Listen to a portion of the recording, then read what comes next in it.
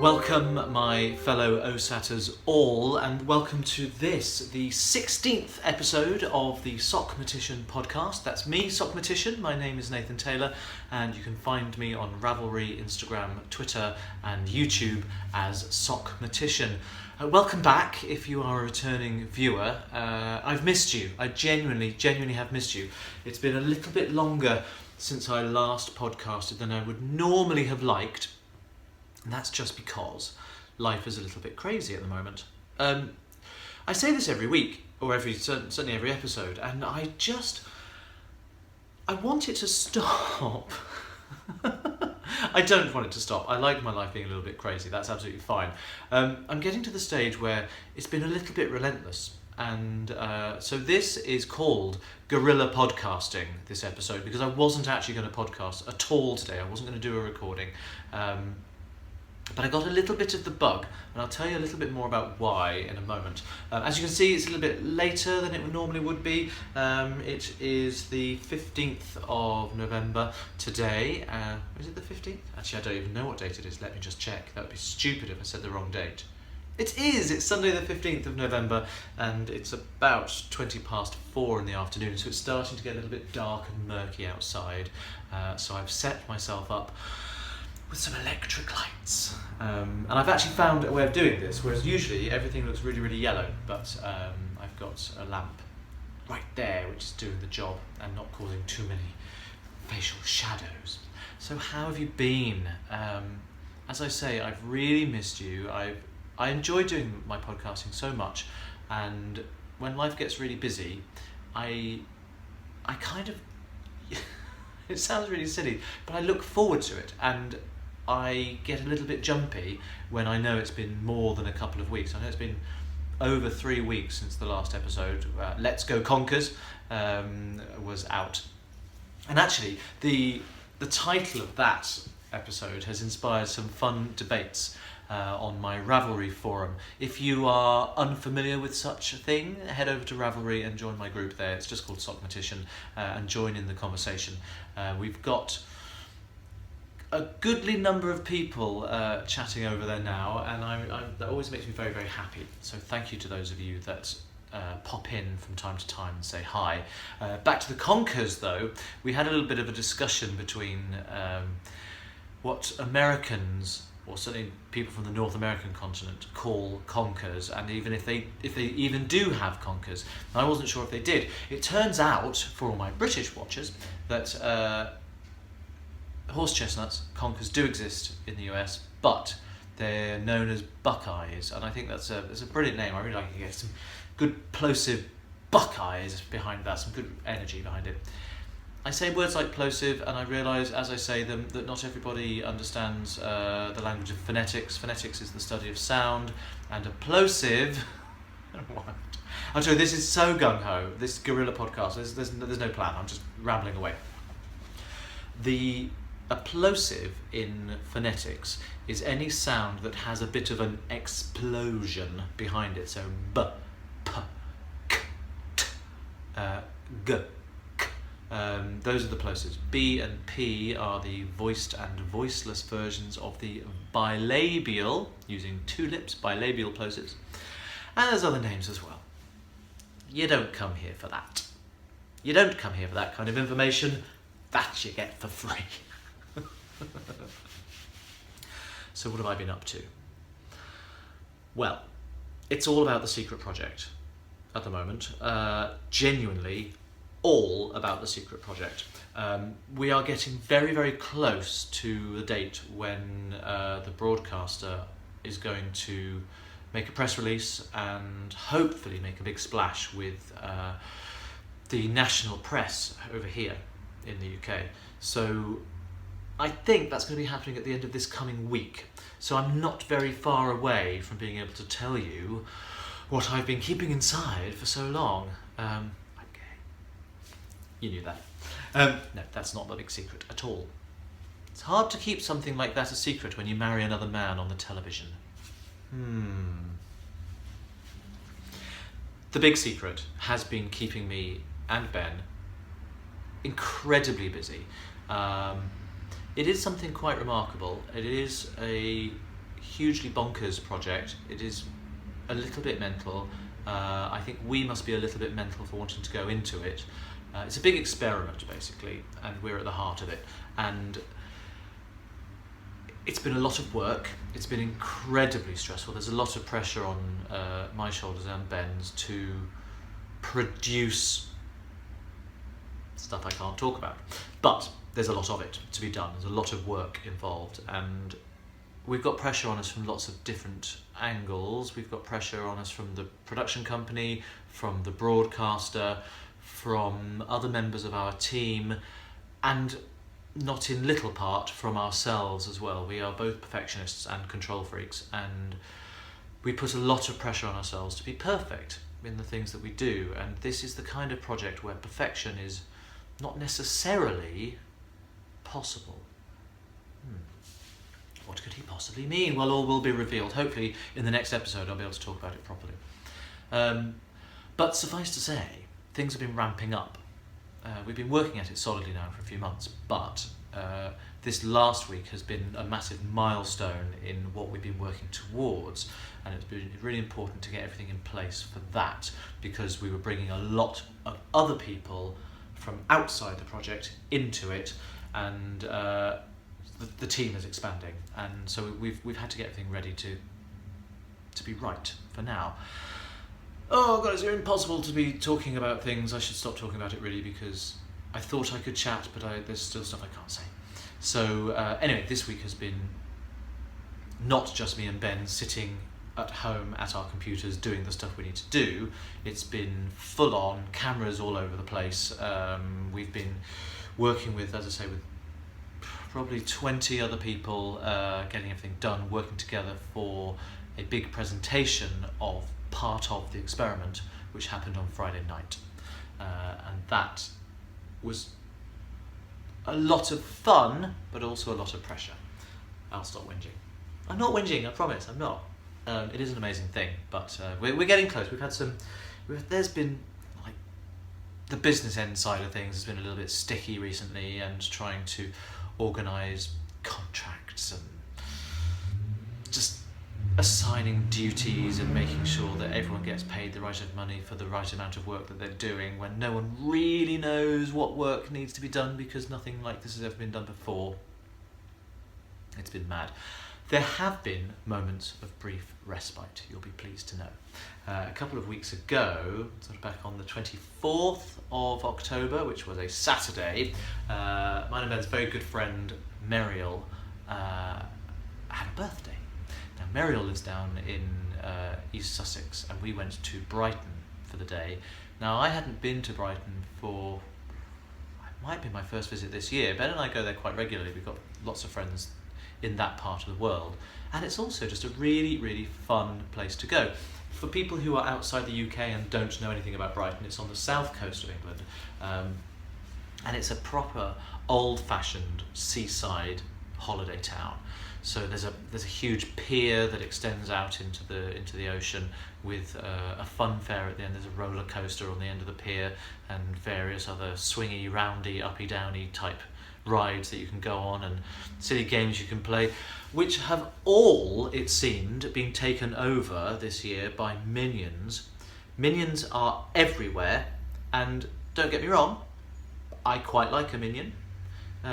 From the Despicable Me franchise, I quite like the minions. I think they're fun, but they are becoming so ubiquitous in the fun fair type world that every single game has been rethemed with yellow minions dotted all over it, and the prizes you win are cuddly minions, and it's minions this and minions that. And actually, I get a bit bored with them, to tell you the truth. It'd be nice if it was just sort of one toy out of many that would be a minion, and you could choose that. But some of them are exclusively minion themed. I don't know where that came from. Whoever came up with the concept of the minions in the first Despicable Me film has obviously done extraordinary things for, when things filter into the social consciousness, the minions have become a part of everyday life, it seems. And I genuinely hope that whoever it is making a lot of money, and that all of the merchandise and stuff that is out there is official and not bootlegged. The beeping, you can probably hear that, continues as always. I live on the A1, you know. So we went down and we spent a lovely day. There was Muriel herself, there was our friends, Hilary wasn't there till later, that's a lie. Her husband Rupert and her son Jago, however, were there. And Ben, this is Ben's university lot. So these are the people that we go to our camping holidays every year with. And so Rayleigh and Ian were there with their two children, Jeannie and Will. And it was just lovely. The kids are growing up a little bit now. Jago's the youngest of that particular set, and he's just started school, so he's 4 or 5. And I hadn't seen Jago since we were camping, which was back in early part of July, so a good 3 months ago. And yet, when he saw me, I'd gone down the pier. I needed to go to the toilet. One of Nathan's unsavoury stories. I don't care, I'm just going to warn you now, if you're eating you may want to put your food down on your plate. I needed the toilet. This is not that kind of story. It is, but it's not about me. I needed the toilet, and I knew that there were bathrooms on the pier. So I went onto the pier, headed to where I knew there was a set of toilet facilities, which were right down the other end, and it's a very long pier, so it took me 5 minutes to walk down there. And when I got there, they were out of service. They were all cordoned off. And I was starting to feel a little bit uncomfortable. Needed to find another one. So I asked somebody, and there was another one, but it was in a pub, which was a bit further down, nearer where I'd left everybody. And I went back down to the end of that other end of the pier, found the toilet facilities, went in to be confronted with a scene that nobody needs to be confronted with. There was a dad with his young son, who may have been 3 or 4, and the young son had clearly filled his pants. So the young son was in the only toilet cubicle. The door was wide open. The dad was surrounded by pushchairs and bags, and armed with wet wipes and tissues, and was doing what he could to rectify the situation, shall we say. Now I needed to get in there, so I had to wait. It took forever. They didn't seem to be in any kind of hurry. So by the time I'd got back to everybody else, having done what I needed to do, a good 15 minutes had passed, and Rupert and young Jago had arrived. Now, as I was walking down the pier, the whole point of that rather insalubrious story was to tell you that I was walking back. Witter. So I was walking back down the pier, and Jago caught sight of me, bearing in mind he hasn't seen me for months. I only see him maybe twice a year anyway. And his eyes lit up, and he threw out his arms and came running down the pier and just threw his arms around the tops of my legs. It was just so lovely to that wonderful childish sense of openness and freedom and generosity of spirit. It was really, really charming. It was quite moving, actually. So we were greeted by everybody else. Everyone else arrived, and we went down to the pier to go on to the funfair stuff. Now, normally they run a system of tokens for the funfair rides, and you buy a certain number of tokens for a certain number of pounds. I think a token is £1 or something like that. And all of the different rides are different numbers of tokens. So they don't deal with cash, they only deal with the tokens, and the waltzer might be 3 tokens, the roller coaster might be 4, the teacups might be 2. I've not long eaten, bear with me. And they've changed the system, or they were implementing a new system as of that day, and it was half-term week, so it was really busy. You no longer could buy tokens. You had to buy a wristband. And the wristband entitled you to unlimited rides all day. Marvellous, you think? Well, that's a great thing. The wristband was £15. So that's getting on for $25, something like that. $22, something like that. And US dollars. There's lots of people from all over the world. I'm not doing all your currency conversions. If you care, head to Google and sort it out. Then you'll find out how much £15 is. in your money. And I found that exorbitant and extortionate. Exorbitant, now here's an unofficial grammar rant. It was exorbitant because it's very, very high. Most people say extortionate when they mean exorbitant, because unless you are actually being extorted or having things extorted from you, I should say, then it's not extortionate. But it was exorbitant, and it was extortionate this time because you couldn't opt to buy single rides. I think there's lots of local people in Brighton who might sometimes, of an afternoon, pop down the pier and go, let's go on the waltzes before we go to the pub. Because it's fun, it's nice. And that would cost you £3. Not today. £15. Admittedly, you get use of all the rides for free. Well, unlimited, it's not for free, it's £15. But Ben and I we were cross with this because there was one little girl who was with us. It was a friend of Muriel's, the daughter of Muriel's friend, who we'd not met before. She was 9, and she was quite tall. And most of the rides, they're not age restricted, they're height restricted. So if you are under a certain level, you pay the child's wristband price, which is I think £7.50. Still a lot for a kid, family of 4, still quite a lot of money. But you are limited to the rides that you can go on. You have to be on the small person friendly rides. She was about ½ centimetre over that line. So that meant that she had to purchase an adult wristband for £15, which of course gave her access to all of the big person's rides. She was 9. She was terrified of most of them. She wasn't going to go on them. She wanted to go on the Helter Skelter. She wanted to go on the teacups. She wanted to go on a little bit of the waltz, but she didn't really like that one because it spun around a bit too fast. She certainly didn't want to go, she wasn't allowed on the Dodgems. She didn't want to go on the, actually no, she was, someone else wasn't. I take that back. She didn't want to go on them. She didn't want to go on the roller coaster or the Crazy Mouse roller coaster or the log flume because it went a bit high, or any of the things that she had paid for. Her parents were forced to pay for her to be able to do. So we took this to the top, Ben and I. We don't like to let injustice go unranted about, and we asked to see the manager of the system, and basically he was saying that his hands were tied. It was this edict that had come from Mission Control, some company somewhere, and he knew that people weren't going to be happy about it. He knew that it was likely to turn away some business, but they wanted to try it out. I don't know what's happened since. I don't know whether they've decided to stick with it, but it just felt really wrong. This young girl, just because she happened to be a bit taller than most of her peers, had to pay twice as much money for rides that she wasn't going to go on. Otherwise, she wouldn't have been able to go at all. Now, that's the extortion part. The choice was, of course she has the choice. Parents have the choice not to pay that money and not to buy that wristband. But when you've gone out for a day at the fun fair and you suddenly find that that's your raison d'etre and that's your reason for being there that day, and you then find that you can't, because you can't afford it, you're going to not go. It's not right. It's not right just because they changed the rules. We were furious. Anyway, having got through our fury, not really got anywhere with the man, there's nothing he could do,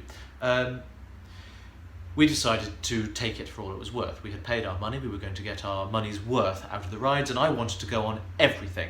Now, although some of the rides have a minimum, they don't have a maximum. So I went on all the kiddies' rides as well to make it worth my while. I sat in the teacups. Ben sat in the teacups, and Muriel sat in the teacups. And we didn't care that we were adults. We were all over 40 and the teacups are this big. So we had our knees up around our ears, sitting in this thing. And as the ride started, it's like a little merry-go-round and the teacups spin.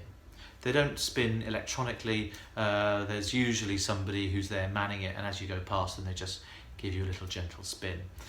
Now, that's how it was to begin with, and the lady who was operating the ride was giving us a little gentle spin as we went round. Obviously, time came for her tea break. Our ride was still going on, so she was replaced by this young lad, I don't know, late teens, early 20s, shaggy beard, straggly hair, probably a bit of a weed smoker, if truth be told. And he wanted to have some fun with us. He said, "Do you want to spin?" It was like, "Yes, we want to be spun." Oh my God. It was just hysterical. Every time we went round, he just like yanked us round. And we were just... It was crazy. After about 30 seconds of that, my eyes stopped working. You know, as usually if you're sort of scanning past, your eyes will latch onto something and flick to something else and flick to something else, so you're still getting moments of clarity in your eyesight. There was none of that. My eyes stopped working and I just got horizontal lines blurring across. And I was laughing hysterically, and the more I laughed, the faster he spun our teacups. And all three of us were like, "Oh!" I genuinely didn't know if I was going to be able to stand up. No, I'd been on the waltzer, and that's a very, very fast spin. It wasn't the same. I'd been on the roller coaster. I mean, done all kinds of crazy things. The teacups was the most severe ride of the day. And we had chips, and we had donuts, and then we went back to Hillary's house for chili con carne, which was delicious. So it was a good day. We did get a lot of... I went on the ghost train, which I'd never been on there before, because usually you have to pay. I thought, well, I've paid for it already, I'm going on. Rubbish. Absolute rubbish. Oh, it was such a waste of time. I shouldn't have bothered. But we did go on the Helter Skelter, and what I didn't do was the Dolphin Derby. I missed the Dolphin Derby. For anyone who doesn't know, the Dolphin Derby is you all sit in a line of stools, and you've got this sloped board in front of you which has holes in it, and you have to roll balls up and into the holes, and the holes are either 2 points, 3 points, or 1 point, depending on where they are. And you have across in front of you, there's like racetrack with waves on it and a line of dolphins at one end. And if you score a 3, your dolphin goes ka-chung, ka-chung, ka-chung. And if you score a 1, it goes ka-chung. And if you score a 2, you guessed it, ka-chung, ka-chung. So it's a race against everyone who's playing to score the highest amount of points, so your dolphin gets to the other end of the thing first. Incredibly low tech, incredibly stupid, full of minions, and lots of fun. And usually we go on that. I think everyone did. I don't know where I was at that point. Maybe I was still in the bathroom. I missed the Dolphin Derby. That was the only downer on the day.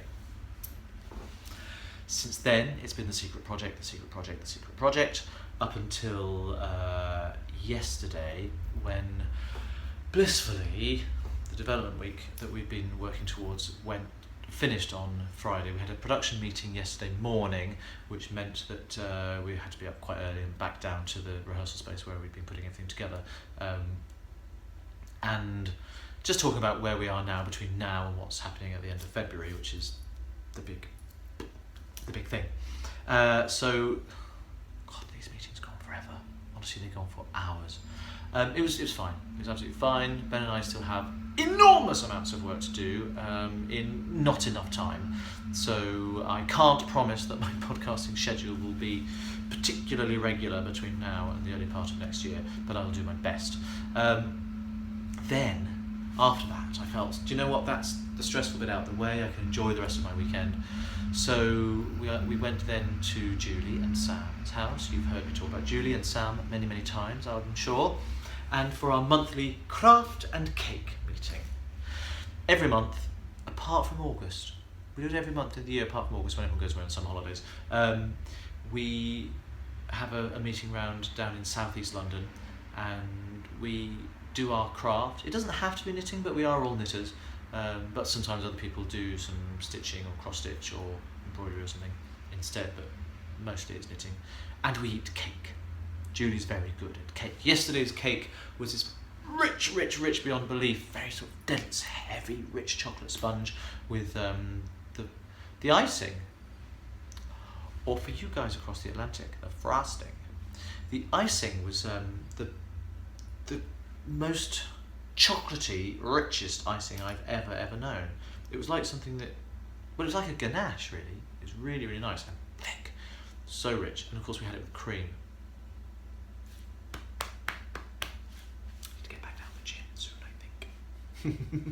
And it was topped with crystallized rose petals. It was really, really something very special.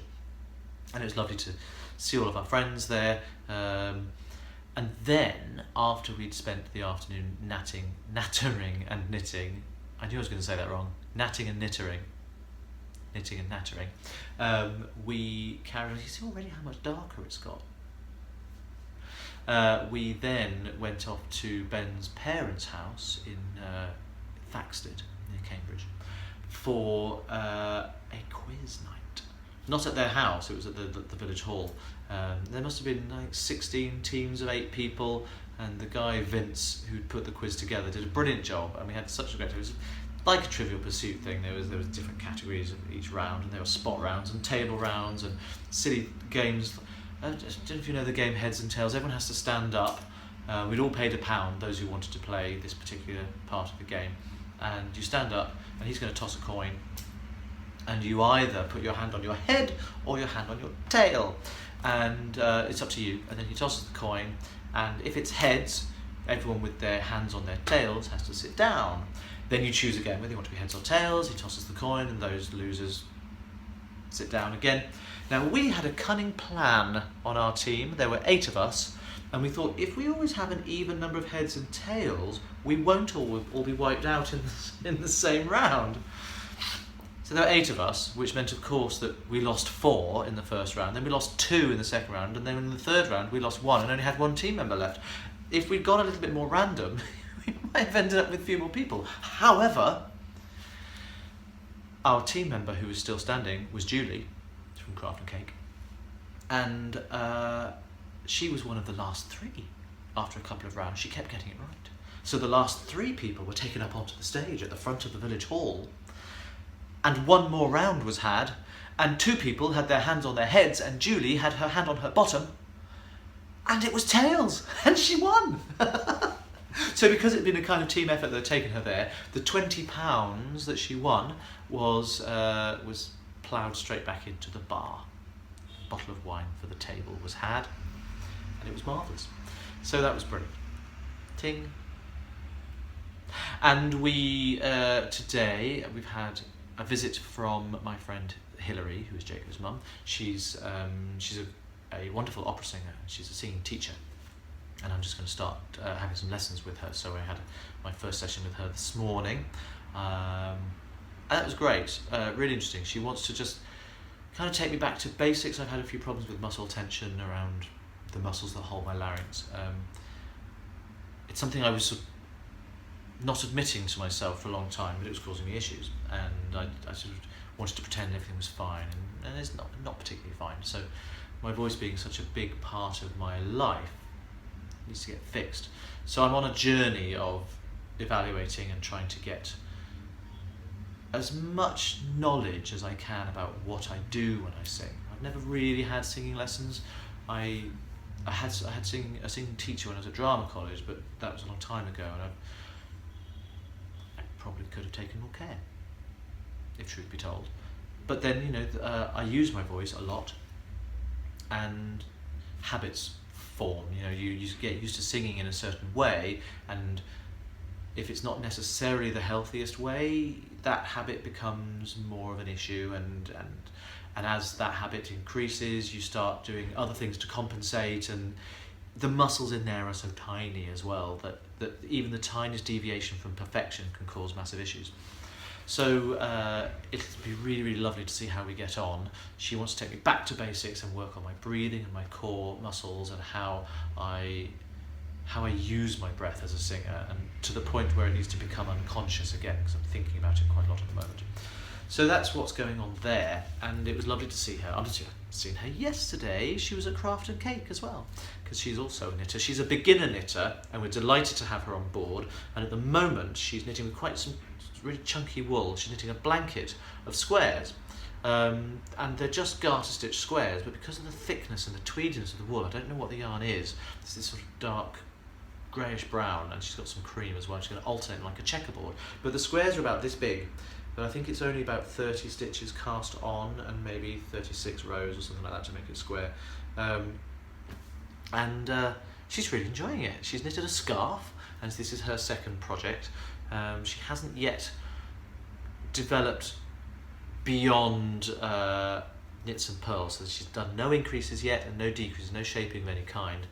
that's all to come. I think we've got her, peeps. I think we have her. We have a new knitter, and it's Hilary. We'll see where she gets up to. So we had a lovely 1.5-hour session right in there in my bedroom. We've got a piano in there, and that was all marvellous. Then I am allowed to say this. I'm certainly not going to say the outcome of it, but I'm sure most of you, and if you don't, you should, I'm sure most of you know already the lovely Dan and the lovely Kay Jones from the Bakery Bears podcast. Now, although we've never met, we've become quite friendly, and there's been a lot of sort of banter and interplay between our two podcasts, as many of you will already know. And if you watch them, you'll have seen various things cropping up where we interact with each other, and I love it, and I adore them both. But we've never actually chatted. We've emailed, and we've sort of talked to each other via our own podcast, but never on a one-to-one, certainly not in the flesh. But a few weeks ago, I challenged Dan to, he asked me to, but I challenged him. I challenged Dan to a round of their game show, Knit or Forfeit, for their podcast, which they had done between the two of them, and they want to sort of broaden that and include me in it. So I've challenged Dan to an episode of Knit or Forfeit, which we filmed this very afternoon. Obviously, I'm not going to tell you what went on, who did what, how anyone did, outcomes, nothing like that, because that's not for my podcast, that's for theirs. So once it shows on there, I'll be able to talk about it here. But what was amazing, we had each other on FaceTime. So I had my iPad here so that I could see Dan. I could see Dan and Kay. It was mostly Dan that I was talking with, although Kay kept popping in and having some fun with us. And I was filming, like I am now, in a completely different place for reasons that I can't explain. But what was so lovely was to be able to chat to them. I feel like I know them really well already. But here's the thing, it was kind of bizarre. Excuse me, beg your pardon. It was incredibly weird because I'm so used to seeing their faces on my iPad. It felt perfectly normal in some ways. And sometimes they talk to me on their podcasts, personally, to me. And always, I mean, they're such good podcasters, it always feels like you're being spoken to directly anyway, but sometimes they genuinely do talk to me. So that was normal as well. What was weird was that I could talk back and they could hear me. There were a couple of times when, before we started doing the actual filming for the round, when Dan and I were just sort of setting things up and chatting to each other, I would sometimes forget to answer him. I just felt like I was watching his podcast. I wonder if he felt the same. I should have asked him, actually. Dan, if you felt the same, did you ever feel it was weird to have me talking to you? It's probably just my madness, my crazy head going mad. But it was lots of fun, and do you know what? It made me. I wasn't going to podcast today, but it made me go, do you know what? I'm going to do it. I'm going to put that camera set up how I normally have it for my episodes, and here we are. So that's basically brought us bang up to date, because that was only, well, this has been going for 33 minutes now, so less than an hour ago I was talking to Dan and Kay and having a right rollicking time with them. Dan and Kay, I love you both. So there we are. I'm going to head straight into community now, and we're going to talk about some questions which have been put on my forum. I have a thread in my forum on my group on Ravelry. That's a thread in my forum in my group on Ravelry. Does anyone know the Danny Kaye song, The Harem of the Quarter King Caractacus? If you do, you know what I'm talking about. If you don't, well, you can look it up. And I have this thread, it's about questions, and it's for not necessarily knitting related questions. It could be stuff to do with me, stuff you've always wanted to know, or stuff about my views on knitting. It doesn't matter. If there's anything you want to ask me, then just head over to the group on Ravelry and you can put a question there in the thread. Some of them are just like quick answers and I'll answer straight away. Many of them I'll store up because I want to answer them here. And I've got two which have been there for a couple of weeks actually. It has been a while since I've last done this. But Burmy Knit, who is Gillian from Bermuda, hence Burmy Knit. Hello Gillian, I had no idea, I've actually just seen that for the first time. Hi Gillian, I had no idea that there are people watching this podcast as far flung as Bermuda.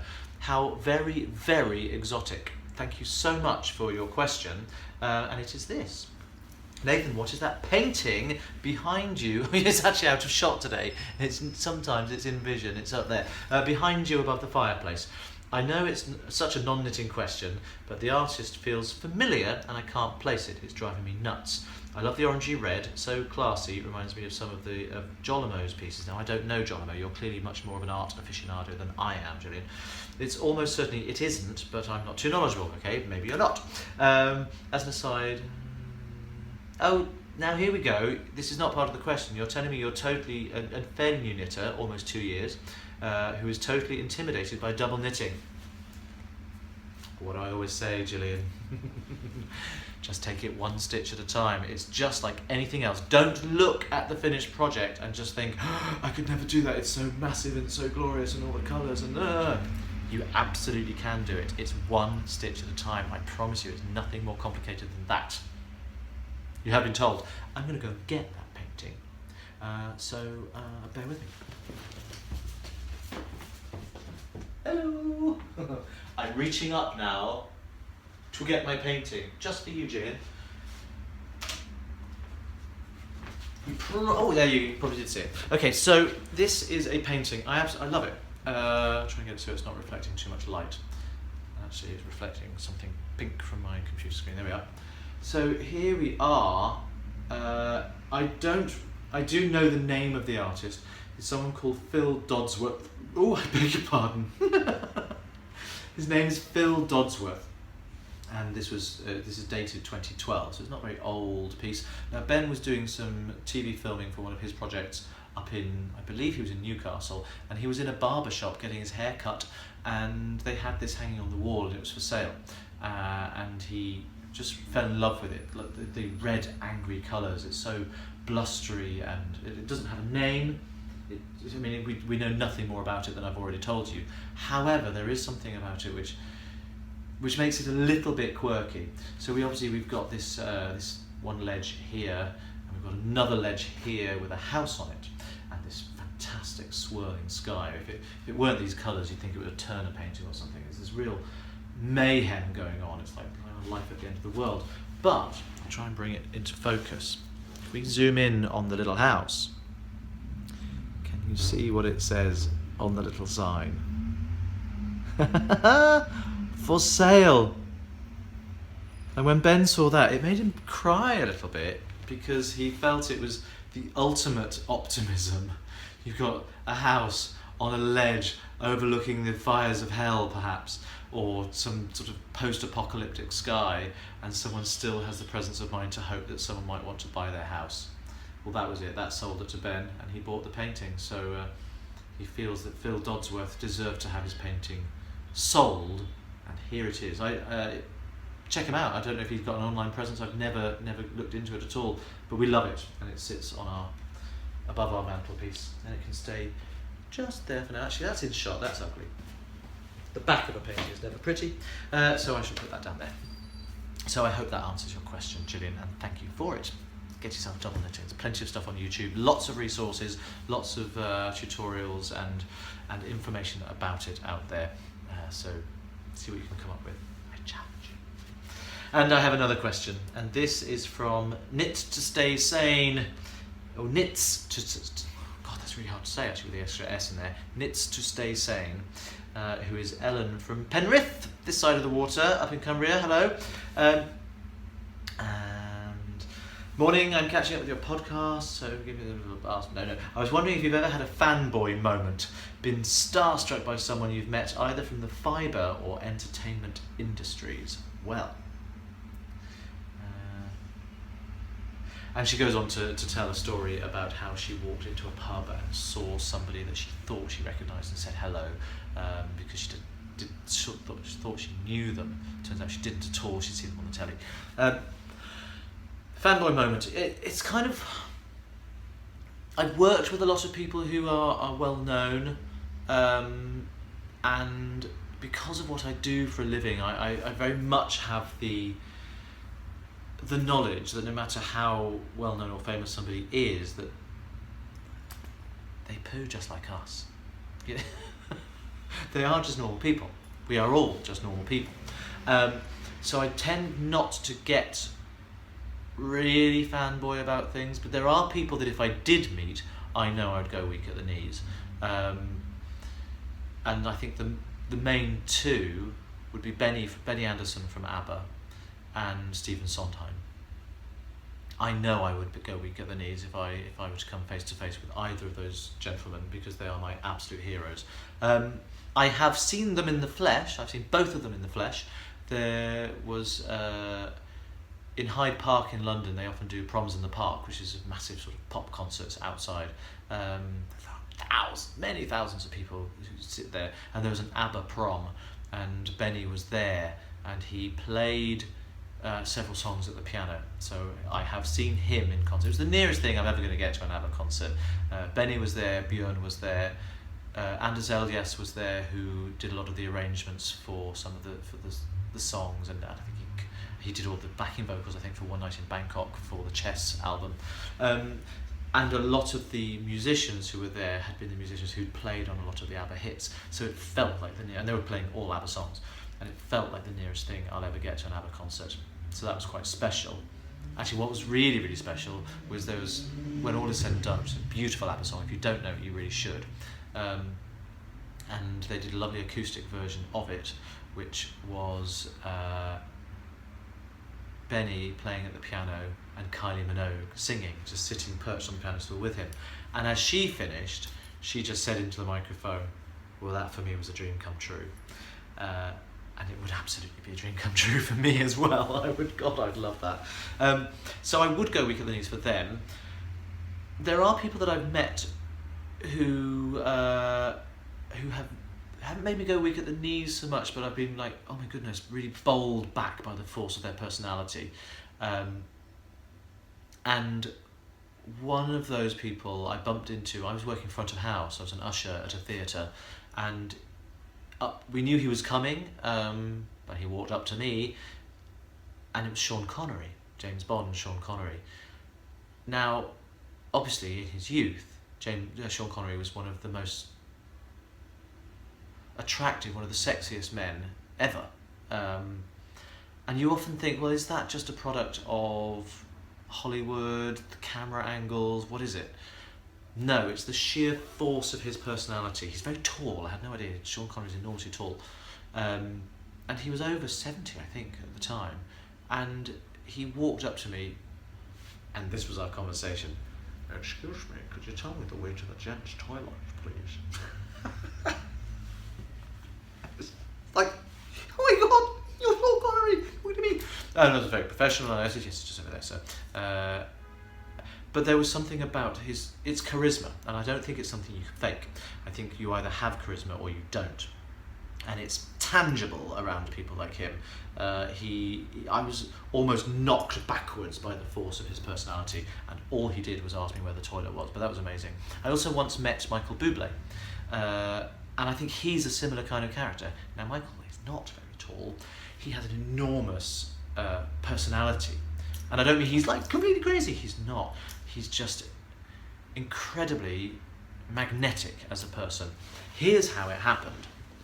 I was in the West End production of Spamalot, and after I'd left the show, my dear friend Hannah Waddingham, who played the original Lady of the Lake and then went on to do it on Broadway, she stayed on in the show for longer than I was there. And I was walking through Soho one night, and I thought, oh, it's about 10:20, Spamalot will just be coming down, I'll go and see if Hannah's around.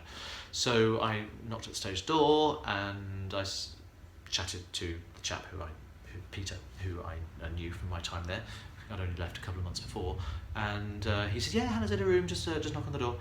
So I went through, and as I opened the door, I went, hi, Han, and she went, oh, Nathan, come on in, allow me to introduce you to Mr. Michael Bublé. He'd gone to see the show, thought she was rather marvellous and wanted to meet her, because she has got a fantastic voice.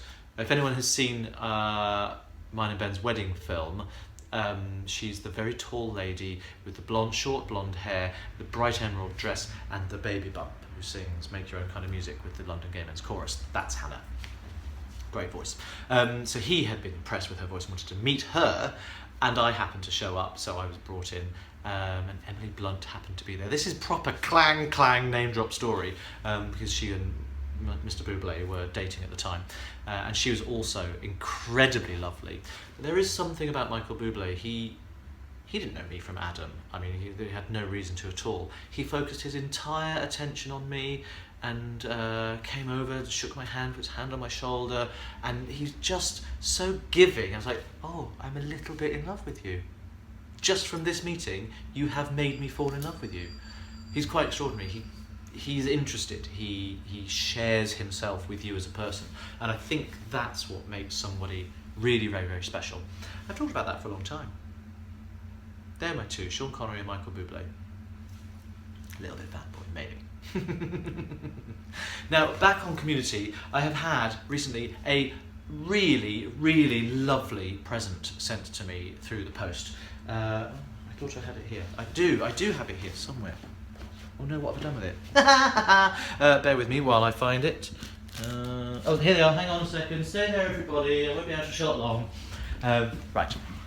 I had somebody contacted me on Ravelry to ask for my address because we were talking about stuff for the boys, and she had some stitch markers and she wanted to send them to me, and I said, that's very kind, you really don't need to do that. And she said, no, I'd love to. She said, for many reasons they need to live with you. I didn't really understand why, and then they arrived and they are so lovely. I'm going to try and show them off as well as I can. It's a little set of 6. Now, they're quite heavy, which I really, really like. There you go. Brilliant, aren't they? Like, you could see that. They are miniature jigsaw puzzle pieces. And they look like this. Try and let it focus. That's the navy blue one. The lamp is a little orange close up. Sorry about that, reflecting so horribly. So there's the blue one. There's a little yellow one. They're all the same shape, but they're all different colours, and they've got little lobster claw grippies on them. Yellow, brightly coloured yellow one. Fabulous big old pink one there. Very, very bright pink. It looks a bit purpley on screen, but it's very bright pink. Oh, I've got something attached to my lip. I think it's a bit of my dinner. Now I'm close to the camera, you can all see what I had for tea. It was corn on the cob. It's probably stuck in my teeth as well. There's a green one. Very, very fabulous luminous lime green. There's a lighter blue one, which I really like. I'm a big fan of that one. Very, very nice. And there's a red one as well. Now, if you put those all together, the reasons why this wonderful lady, who I haven't named yet, thought they should live with me is because they're a lovely, lovely rainbow set of colours. And there are 6 of them. So it's for her, it reminded her of the rainbow flag for Gay Pride. And of course, I'm a big, of course, that's my hand's going an awful colour. I'm getting out of the way. I'm a big aficionado of Gay Pride and an activist, as you know. And so that was lovely. I spoke about how we were doing jigsaw puzzles when I went on holiday. So she thought, with the rainbow colours, jigsaw shape, and the stuff for the boys, for all of those reasons, she wanted them to come and live with me, and I'm so grateful. Thank you so much to Mitzi Curry, who is in Michigan, I believe. Is that right? Michigan. And she sent them over, and they're just really nice, and I love the weight of them. Sometimes people don't like a heavy stitch marker for certain things, in case it sort of drags or pulls, but they feel really nice and solid. I like that. That's the stuff for the boys aspect that I really enjoy, is they're good and heavy. And although they are kind of jigsaw shaped, a little bit jagged, they're actually quite smooth. I don't think there's going to be a problem with yarn catching on them at all. I think that's not going to be an issue. I haven't had a chance to use them yet, but as I said, they've got these little lobster clippy claws, so they could be used. That's not going to focus, is it? Let's focus on my ugly mug instead. That could be used as a progress marker, but they're big enough to get, I would say, probably a 3.5mm needle through there, so good for most sock projects, and something a little bit larger than that as well, if you wanted to use them as standard stitch markers. So Mitzi, thank you so much. I really genuinely appreciate that. Very, very kind of you. Oh, I've dropped one. Here we are. Put the set just there. So, on my last podcast episode, I missed out a couple of things that I know people are fans of. I just forgot. And one of those things was, and the other was my grammar rant. So, my grammar rant today,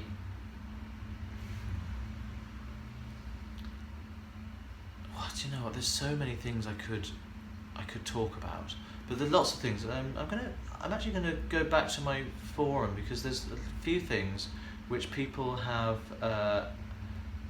brought up on the podcast. On the group in the forum, and where is it?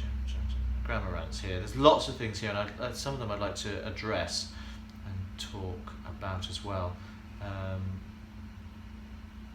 A lot of people have been talking about the evolution of language and how things, shouldn't stay fixed. And I absolutely agree with that. I don't think anything should stay fixed in language because a language should evolve to suit need. But what I don't like is when language devolves and becomes dumbed down. I think sometimes we risk losing the specificity of our language because people don't know how to use it properly. And if they don't know how to use it properly, then all the lovely jagged shiny edges get rubbed off and it just becomes this blob of grey plasticine. It doesn't do the job. We talked quite a lot about the double space. It's interesting. I do know what my bugbear is going to be. It's interesting about the double space. A lot of people have said that it's never been needed for computer type which is not monospaced, and it's never been the done thing. Some people are saying, well, that's how I was taught and that's what I like. I actually prefer it. I think punctuation is there to steer the use of language so that a reader can use it as signposts. Now for me, just one space after a full stop, I don't see that as the end of the sentence. It doesn't look like there's a break. So it looks like it kind of runs on the way it might after a comma. Or a semicolon, and that's personal taste, I guess. There are lots of people out there who will point to typeface rules and usage rules. Of course, these rules are always fluid anyway. Basically, what I'm saying is, when it comes to the rules, I'll choose the ones I like. But that is an interesting one because most things on HTML, I'm going to sneeze, I think. Most things on I beg your pardon. Most things on HTML, which is the text language for the internet, will take out that second space like they do on Ravelry. I type it in, and then there's only one space when my comments appear on the threads. Interesting. So Ravelry certainly thinks it's a one space only. However, the thing I'm going to talk about today is incorrect usages of past tense. Now, this is not across the board, it's some very specific things. If I were to say to you, what is the past tense of the verb to spin? Something that spins, like a plate on a thing or a teacup on a fairground ride. Because a lot of people say it span round, and that drives me slightly mad. I don't mean to insult any of you if you are guilty of this heinous crime, but it is something that I think you should know about. The past tense of spin is not span, it is spun, and the past participle of spin is also spun. So yes, sing becomes sing, I sang, I have sung, but spin is not spin, span, spun, it's spin, spun, spun. I spin, I spun, I have spun, maybe I have been spun. If it's, you want to take it to logical conclusions. So it's not, span is not a past tense of spin. Span means distance between two things. So you can span a gap. That's a present tense, not a past tense. Certainly nothing to do with the verb to spin. I want you all to repeat yourselves now. Spin, spun, spun. Sing, sang, sung, but spin, spun, spun. Spin, spun, spun. It really bugs me. Oh, he span me round. Oh, no he didn't, because he can't. Doesn't work that way. So that's my little grammar rant for today. It's just a mini one. The other thing that I didn't do on the last episode was, what's tat? So here it comes. Now, which one? I said to you this is guerrilla podcasting. I'm making this up as I go along. I haven't planned it. I'm just looking at my arm now and thinking, which one haven't we discussed, and which one might we like to? There's lots of them. They go all the way up here. Do you know what? I do know which one it's going to be. It's going to be this green boy here, which looks like very yellow in this light. It looks like a cross with three little balls on it, and this almost like a tulip or something like that. This is the alchemical symbol for the element antimony. It's poisonous. Now, poisonous, I hear you say. Didn't you once say that all of the things on your arm were positive, wonderful, life-affirming things? And this is true. Now, antimony is poisonous, and its chemical symbol is Sb. Don't know why. It has an atomic number of 51. It's a lustrous grey metalloid and is found in nature as sulfide mineral stibnite, which I guess is where it gets its. It's very, very shiny, very silvery, really, really nice. Looks like a scrunched up piece of tin foil there. I like it a lot. However, in the elemental alchemy, all the elements have their alchemical symbols, and here you can see, where is my antimony? Looking exactly, the one at the top there, almost exactly like the one on my arm. So what's it say here? It resembles metal in it's a metalloid. It's not actually a metal. It resembles metal in its appearance and physical properties, but does not chemically react as a metal. This elemental alchemy symbol represents animal tendencies found in humankind, a wild nature in all of us. Wear this symbol when you are feeling meek. It will remind you of the animal power that dwells within you. And that's why it's on my arm. How amazing is that? The animal power that's in each and every one of us. I really, really love it. Let me just see. Symbological meaning. Yeah. I was trying to get some other descriptions of that. Tattoos. That's not going to load, I can't be bothered. But that's basically what that is all about. And there's a wolfishness about it, and I've always identified with the character of the animal of the wolf for many reasons. I have kind of wolvine coloured eyes. I also have teeth, a little bit like a wolf. I've got fangs. Not just at the top, but at the bottom as well. My teeth aren't actually that yellow, I promise you, it's just this light. Here too, aha. Proper wolf fangs, not vampire fangs at all, no, definitely wolf. So if I can find, no, it has loaded, but I can't find. It doesn't matter. But that's basically what drew me to that symbol. I actually really like the shape of it as well. It's very similar to some of the planet symbols. There's Pluto there, it's that kind of thing. But those are also from the alchemical sphere of learning. Outdated, of course. But the antimony, let's go back to it. Antimony, there we are. Oh, no, there we are. Looking fabulous and gorgeous. Actually, very, very bright lime green. It's not showing up properly in this dreadful yellow light, but that is antimony, and it is about the wild animal that dwells within all of us, but specifically in me. And I like that. That's reminded me that whenever I feel shy, I need to know. Do you know what? I'm strong. I'm powerful. I have a strength inside me that I can't necessarily always control. But I know it's there and I can tap into it whenever I'm feeling a little bit underpowered. How amazing is that? Let's move on to some proper knitting stuff, shall we? Now, unfortunately, there's not a great deal to show or tell. I don't have any stash enhancements apart from the lovely stitch markers from Mitzi, but you've seen those already. I haven't really gone very far with my other knitting projects. Do you know what? The Poolie socks are coming on. There's the finished one, which you have seen. That was done the last time. The spiring pooling that makes Kay Jones shudder.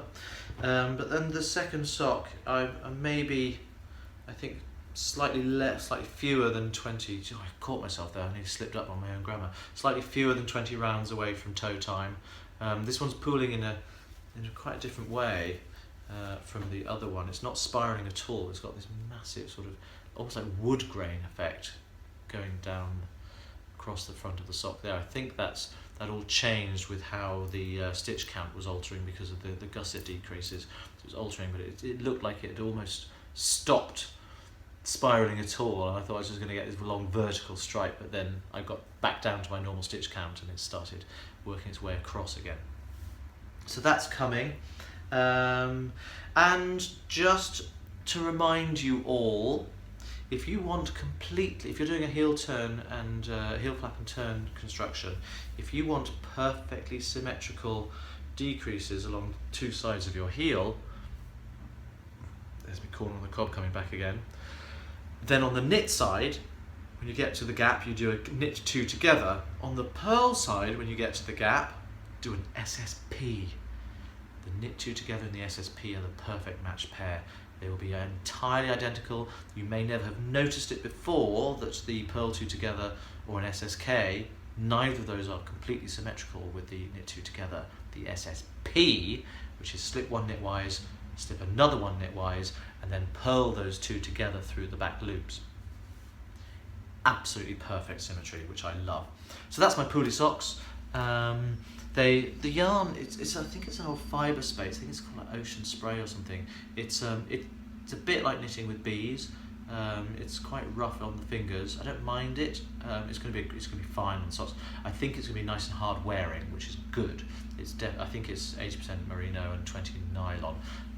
I've got quite a lot left. I wish I'd made the socks a little bit longer because it's gone a long way. This is a fair chunk, and as I say, I've only got maybe that much more to knit from where my thumb is to the end of the toe, so it's not going to diminish that ball very much. It would be nice to have had some longer socks out of that, but it'd be good for little scraps and things like that. I'll do a scraps project one day. I don't think I'm going to do the sock blanket that everyone's doing at the moment, that Kay is obsessed with, doing 4,000 of them, and that other people are knitting furiously at the moment. I don't think I'd want to do that, but I will find some kind of project for my scraps. I don't have that many. The scarf moves on apace. There's been a little bit of movement on it, which is my Christmas present for my niece. That's just where I change yarn balls. So it's looking pretty fun. I do like it a lot. This is the one, for anyone who hasn't seen it before, it's double knitting, which of course means it's reversed on the other side, which I love. The skulls have actually, the eyes are holes, you can see all the way through, and this middle wavy section is a two-colour brioche rib, so you get this completely different texture that winds its way down between the skulls throughout the entire length of the scarf, or the scarf. It's almost long enough. It's not quite long enough. I think I'm going to finish the little skull that's just appearing there and then do two more. So I think I've probably got about that much further to go. Although Christmas is coming up and I still haven't knit my nephew his scarf. We'll talk about that in a sec. So this is for one niece. My other niece is getting the brioche cable scarf that you've all seen a million times and don't need to see it again. That's coming on, as I say. It's not that many stitches per row, and it is, I promise you, it's such a breeze to get from double knitting into two-colour brioche and back again that it's so easy to do. The skull's a bit, the eyes are a little bit fiddly because there's some double yarn overs in there, and they have to be flanked with decreases either side so you don't increase the stitch count. Boring. It's not the perfect way of doing it. The thing I don't like about double yarn over is you can't knit into both of them. You have to knit into one and purl into the other. Otherwise it just all unravels. So I do have these, you can see these little pearl bumps that appear at the bottom of his eyes, or at the top of the eyes if I'm knitting the one that's up the other way. So that's a little bit annoying. It's just a feature of a double yarn over. If anyone knows actually, if anyone knows if there's a way of doing double yarn overs where you don't have to purl one of them, I'd be very interested to find out. Please let me know. Also, please let me know what you're working on. I mean, I don't want to go into just too much about it on the podcast, but on the group, I'd be really, really interested to know what people are working on. And it doesn't have to be some. If it's one of my patterns, great. Then I'm always eager to learn about that. But I'm just interested to know. Let's start up a banter. Now, the other thing I'm knitting, which is over there, so we have to lean out a shot to get it. I started the design for my nephew's scarf. You've seen the purple and the green knit by numbers DK weight yarn, which is here. Gorgeous, gorgeous colours. Really, really love them. Caked up and ready to go. I did start knitting it, but it doesn't work. The pattern doesn't work, and I have to start again. The design that I'm halfway through a row. Actually, I was doing something that I don't know why I'm halfway through a row. The design that I wanted was, you may have seen before that I've knitted something called a QR code into an iPad cover. I can show you actually, it's right here. This is a QR code. This is my iPad case, and the QR code here has been knitted into it, and it's like it's a bit like a barcode. You can scan it with an app on your phone or camera, and it can take you to a website. It's brilliant. This one genuinely does work.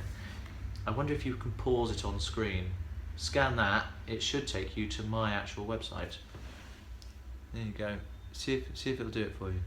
Oh, nice and still. I don't know if that'll work, but it genuinely does work in the flesh, and I love it. So I wanted to do something similar for my nephew, who is 17, loves YouTube. So I wanted to put a QR code, double knit QR code in double knitting yarn, onto the ends of the scarf. Now this one works. His doesn't. It looks like this. I don't know if it's the lack of contrast of saturation between the two yarns, because although our eyes are seeing them as clearly very green and very purple, they're both very densely saturated, so it might be that there's not enough delineation for it to pick up.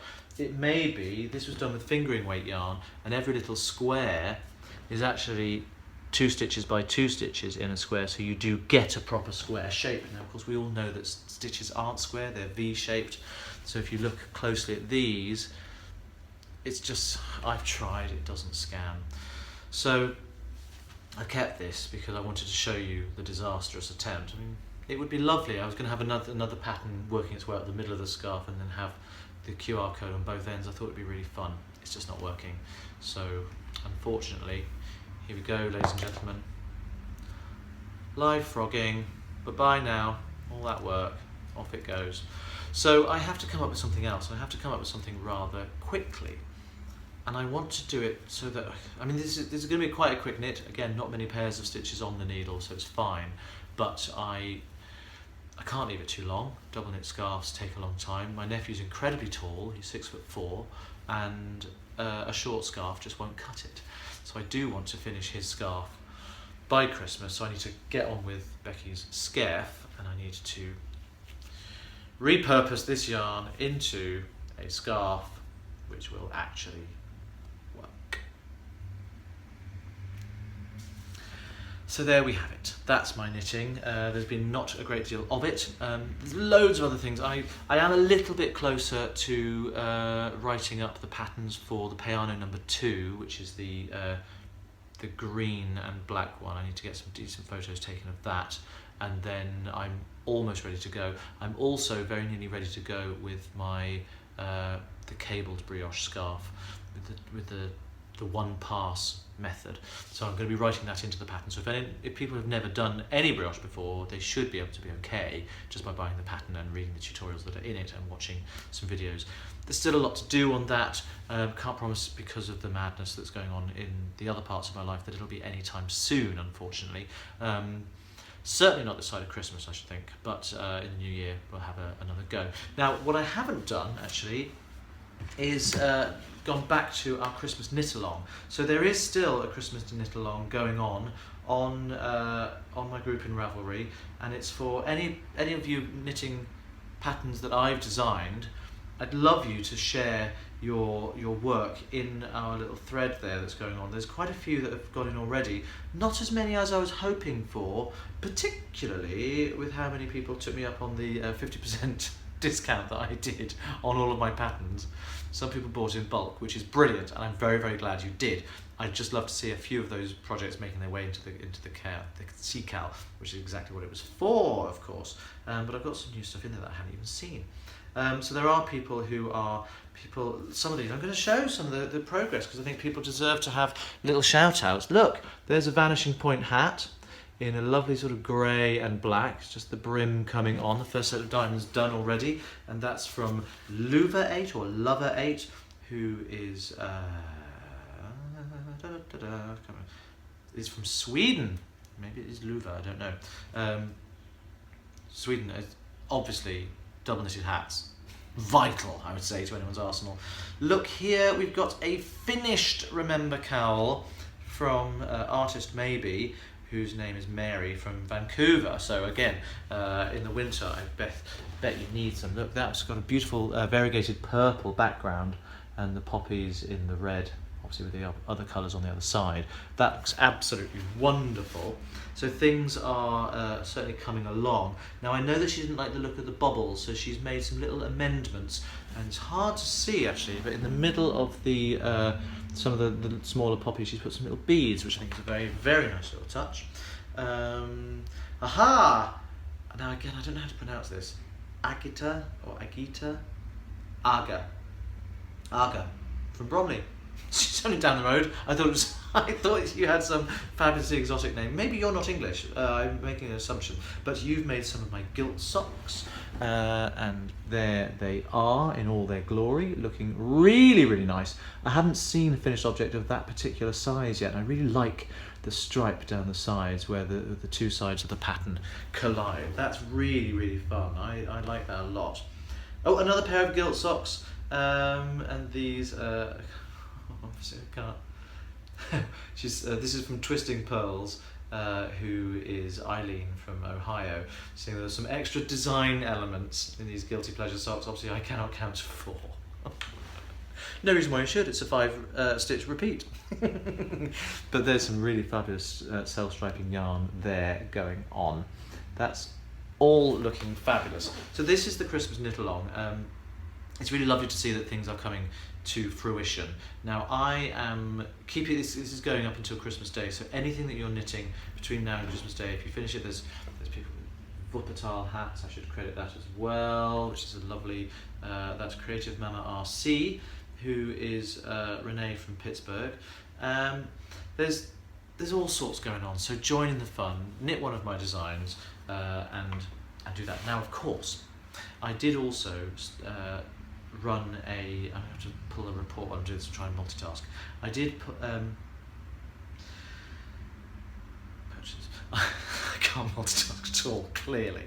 I did say that I was going to be taking a portion of the money I make from my Remember cowl, which is the poppies that you've seen, for the Royal British Legion charity, and so I'm just going to choose a product. I'm just going to now, I actually haven't done this before, I told you I was unplanned, but I'm going to find out how many of the Remember cowl I sold between, oh I see, no that doesn't do that, between Remembrance Day and when I started, was at the beginning of October I think. So if I go to Manage Store, this is where you get to see some of my sales figures. The Remember cowl purchases. This must be terribly dull for you. Now it's not a huge number. That is something I will say. In October, search Remember. So there's 1, 2, 3, 4, 5, 7, 8, 9, 10, 11, 12, 13, 14, 15 sold in October, which is lovely. Actually, a few more than I thought, and 15, and just 2 in November. So 17, and I did say that I would donate £1 per per cowl downloaded. That's not very much money, so I'm going to top that up a little bit, and I'm going to make that, well, I'll essentially double it. It's only £30. I feel a bit bad about that, but I'm going to donate £30. So thank you to everyone who has purchased the Remember Cowl. I hope that you are knitting those poppies with love, and I hope that you are remembering people from your life that you want to hold close to your heart forever, because that's what the purpose of the cowl was all about. So thank you for that. I will get on and I will donate my £30 to the Royal British Legion very soon. I think that's essentially it. That's all I have to say for now. I've got lots of things to be getting on with. This is a shorter one than normal. It's been lovely talking to you. I'm going to wrap it up now. So although this podcast episode is now a finished product, even messing up my own tagline. Although this podcast episode is now a finished object. What's wrong with me? Do you know what? I'm tired. It doesn't matter. You're all good friends. Although this is finished. blooper. Although this podcast episode is now a finished object, remember, life is a work in progress. Just take it one stitch at a time. Happy knitting. I'll see you all very soon. Bye-bye.